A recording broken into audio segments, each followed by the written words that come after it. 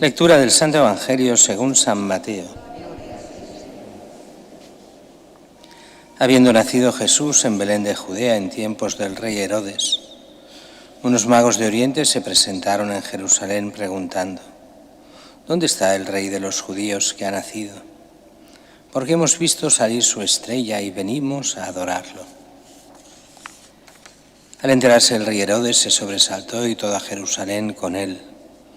Convocó los sumos sacerdotes y los escribas del país, les preguntó dónde tenía que nacer el Mesías. Ellos le contestaron: en Belén de Judea, porque así lo ha escrito el profeta. Tú, Belén, tierra de Judá, no eres ni mucho menos la última de las poblaciones de Judá, pues de ti saldrá un jefe que pastoreará a mi pueblo Israel. Entonces Herodes llamó en secreto a los magos para que le precisaran el tiempo en que había aparecido la estrella, y los mandó a Belén diciéndoles: id y averiguad cuidadosamente qué hay del niño, y cuando lo encontréis avisadme para ir yo también a adorarlo. Ellos, después de oír al rey, se pusieron en camino, y de pronto la estrella que habían visto salir comenzó a guiarlos hasta que vino a pararse encima de donde estaba el niño. Al ver la estrella se llenaron de inmensa alegría. Entraron en la casa, vieron al niño con María su madre, y cayendo de rodillas lo adoraron. Después, abriendo sus cofres, le ofrecieron regalos, oro, incienso y mirra. Y habiendo recibido en sueños un oráculo para que no volvieran a Herodes, se retiraron a su tierra por otro camino. Palabra del Señor.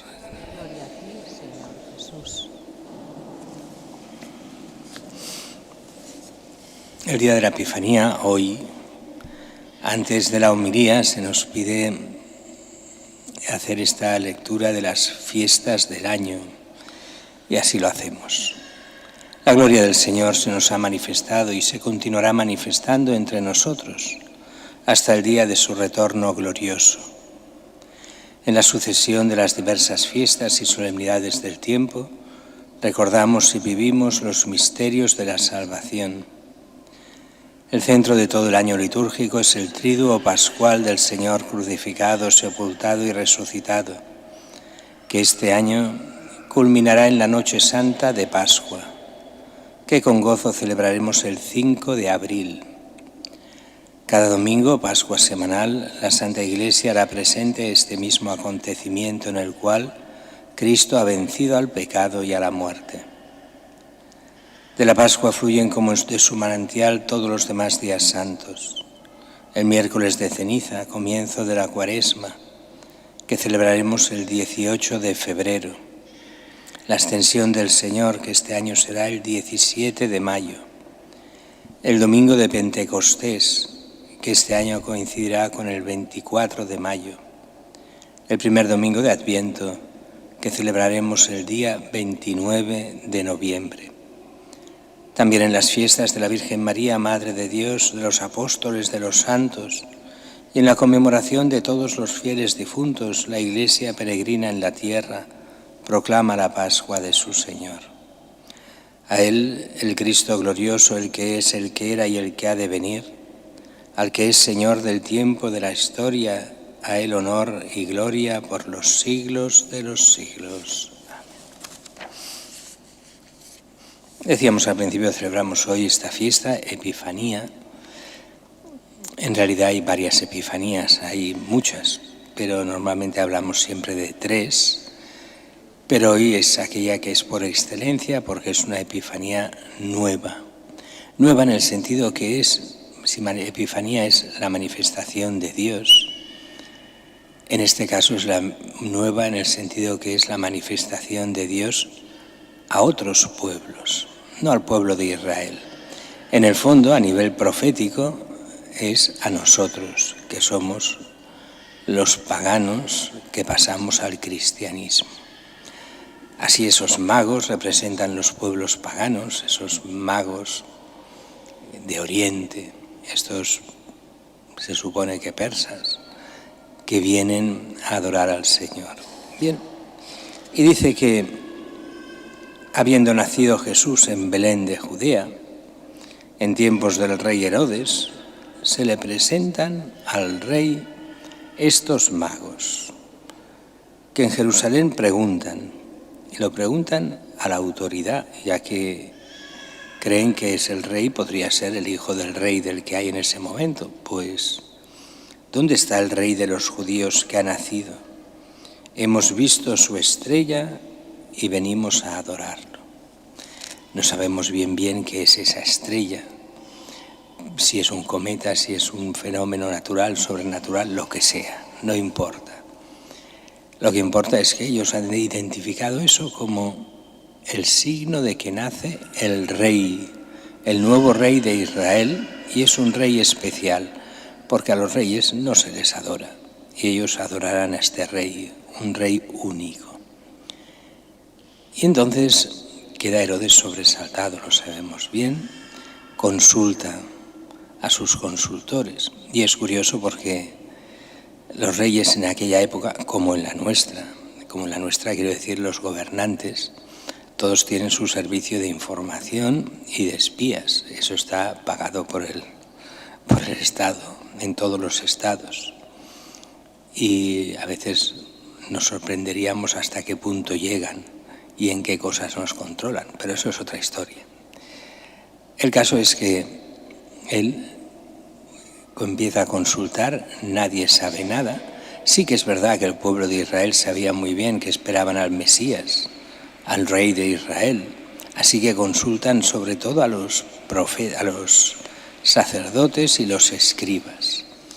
Y entonces le dan ese texto famoso del Antiguo Testamento, la profecía del Mesías. Le contestan, en Belén de Judea, porque así lo ha escrito el profeta, y tú, Belén, tierra de Judá, no eres ni mucho menos la última de las poblaciones de Judá, pues de ti saldrá un jefe que pastoreará a mi pueblo Israel. Ese jefe fue David, pero esas profecías se refieren también a ese descendiente de David, que será el Mesías. Dice entonces que llama en secreto a los magos. Esa mentalidad del secretismo que tanto daño hace a tanta gente. Y que cuando hay secretismo, no digo el 100% de las veces, pero muchas, es porque hay mentiras detrás. Si no, se podría decir abiertamente. Llama en secreto a los magos para que le precisen el tiempo en que se había aparecido la estrella. Y los mandó diciéndoles, id y averiguad cuidadosamente qué hay del niño. O sea, que los hace espías para el gobierno, para su gobierno. Y cuando lo encontréis, avisadme, para ir yo también a adorarlo. Sabemos que todo esto es una mentira, porque después todo eso, cuando no se acercan y no vuelven, organizará la matanza de los inocentes, con lo cual no era para adorarlo, era para matarlo. Es el gran problema que, recordemos, esto a mucha gente le cuesta de entender, que lo que pasa en el Evangelio no es para decir, mira, eso pasó en aquella época y ya está, mira qué malos eran los judíos de aquel momento, o qué malo era Herodes, o qué malo era Judas Iscariote, o qué malos eran quien fuera. No se nos dice por eso. Se nos dice sí porque pasó eso, pero es una advertencia porque esto se repite de generación en generación. Se repite con Cristo y con su Iglesia, igual, de ahí todos los mártires de tantas generaciones. Pero pasa también en nuestro tiempo. ¿Qué creéis? ¿Que nuestros gobernantes no tienen sus servicios de información y saben muchas cosas? Sí, pero les pasa lo que le pasaba a Herodes, lo que pasaba muchas veces a los romanos en la época. Sabían muchas cosas, pero no sabían bien de qué iba. No sabían que este niño era el Hijo de Dios. No sabían que Dios estaba en él, que era Dios que se hace hombre. No lo sabían. Lo mismo que pasa con los políticos de nuestro tiempo. Saben mucho sobre Dios y sobre Cristo y sobre la Iglesia, pero no creen. Y aunque no creen, no saben nada. Creen saber mucho, pero en el fondo del corazón son los ignorantes de lo que Dios hace. Y eso pasa con los poderosos de cada generación. Así que los envían a los magos que vayan a Belén, que hagan de informadores, para después actuar el rey. Dice que después de ir al rey se ponen en camino, y la estrella que habían visto salir, que se había perdido, no la veían en Jerusalén. Eso tiene muchos significados, de los cuales damos solo dos, pero tiene más significados en los padres de la Iglesia. Uno es lo típico de las ciudades. La luz de las ciudades no permite ver lo que se ve en el cielo. Y muchas veces no se ven las estrellas, o no todas, o pocas. Cuando se está en la ciudad se ha de salir a sitios sin luz. Las luces de la ciudad no dejan ver. Y metafóricamente las luces de la ciudad son el pecado, y metafóricamente son todos los líos de este mundo que se generan, que no dejan ver los signos de Dios. En Jerusalén, donde estaba el templo, los sabios, los escribas, los sacerdotes, no se enteran de las cosas. Ahí donde están los que mandan, no se enteran de las cosas, no se enteran de la verdad, no se enteran del camino que Cristo nos da tantas y tantas veces. Y eso de generación en generación. ¿Por qué? Pues la razón es muy simple. Porque el que manda se endiosa y se cree el Dios. Y entonces cree que puede gobernar como si Él fuera Dios. Y no le importa la verdad ni el bien. Solo le importa Él mismo. Todos no, por eso también hay santos políticos, pero qué pocos. Pero hay, claro que sí. Dice que salen de Jerusalén y vuelven a ver la estrella, lo que no se podía ver desde los que mandan. Entonces se vuelve a ver y los lleva directos a Belén. Y allí dice que la estrella se para encima de donde estaba el niño. Se llenan de inmensa alegría, entran en la casa, vieron al niño con María, su madre. Qué curioso, San José no estaba en ese momento. Y cayendo de rodillas, lo adoraron. Es ese signo de adorar y que nosotros hacemos con el niño tantas veces. Cuando hacemos la genuflexión y lo besamos, algunos dirían: idólatras, ¿qué hacéis? Adoráis un trozo de yeso. Y tendrían razón si adorásemos este trozo de yeso. Pero no se hace así. Adorando este trozo de yeso no se quiere adorar al yeso, ni a la imagen. Se adora al Cristo de verdad. A Él adoramos. Esto es solo un signo de lo que realmente uno adora. Eso viene a ser lo mismo que cuando uno tiene una foto de la madre o de la abuela que ya es difunta y besa el retrato de su madre o de su abuela. ¿Qué haces? Besando un trozo de papel. No es el papel lo que besas, sino lo que representa aquella fotografía. Es otra historia. Eso los protestantes no nos lo entienden. Somos unos besayesos, nos dicen así con esta palabra, los besayesos. Y dicen: es que no entendéis, que nosotros no adoramos ninguna imagen. Las imágenes que tenemos nos recuerdan el misterio de Dios y de los santos. Y en las imágenes recordamos y rezamos a Dios especialmente y pedimos la intercesión de los santos para que pueda Dios actuar en nosotros y nosotros podamos llegar a ser santos y estar un día en comunión con Él. Comunión plena, perfecta con Él. Y dice que adoran al niño, abren sus cofres y le ofrecen regalos: oro, incienso y mirra. Ese oro, que sabéis lo que representaba, era la regalidad, el ser rey. Los reyes eran los únicos que podían acuñar oro.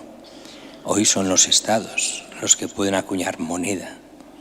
Y las monedas de oro también las hacían solo los estados y solo los reyes. Así que el signo del rey era el oro, el material caro en aquel tiempo. Después le ofrecen incienso.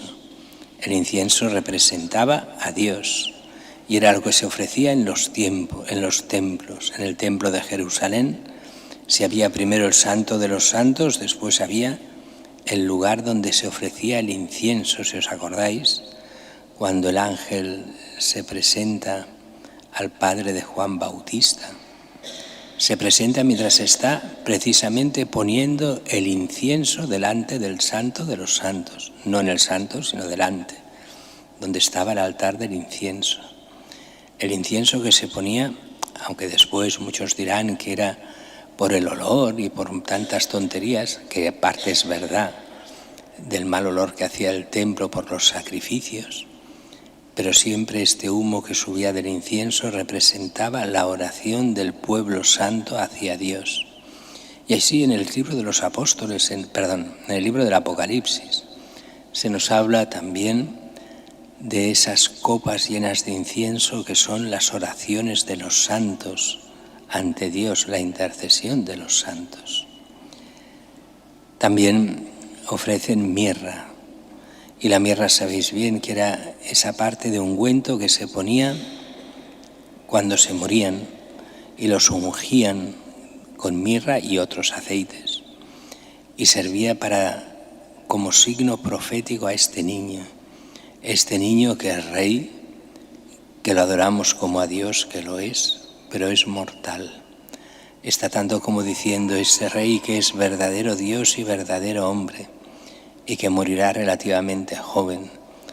Ya no nos lo dice aquí, pero sabemos bien que morirá dando la vida por la salvación de cada uno de nosotros.